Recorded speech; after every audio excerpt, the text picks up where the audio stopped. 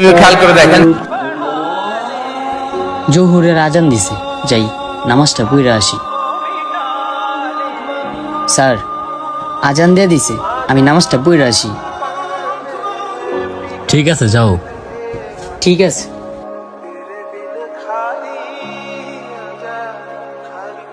ভাই, কাজটা ঠিক আছে না? দেখেন তো। ঠিক আছে। ভাই, আজান দিয়ে দিছে, চলেন নামাজটা পড়ে আসি। যাও, তুমি যে পড়ে আসো। স্যার, আসরে আজান পড়ে গেছে, নামাজটা পড়ে আসি। ঠিক আছে, যাও।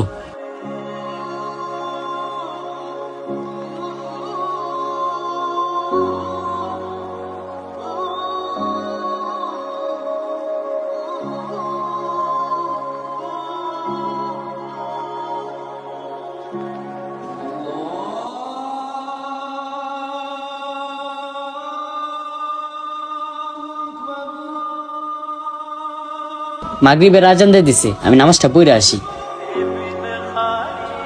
আচ্ছা, এই তোমার কি সমস্যা?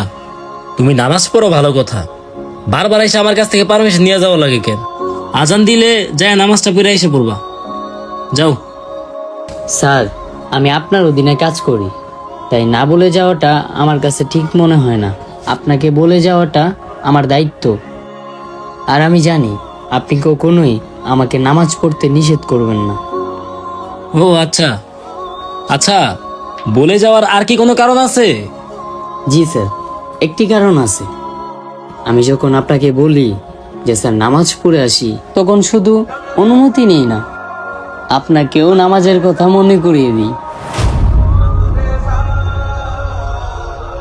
আমি একজন কর্মচারী হয়েও নামাজের জন্য সময় বের করি।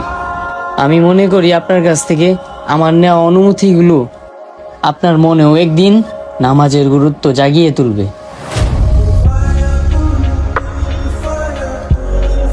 ভাই, আজকে তুমি শুধু নামাজে যাওয়ার কথাই বলো নাই, আজকে তুমি আমাকে খুব বড় একটা শিক্ষা দিছো।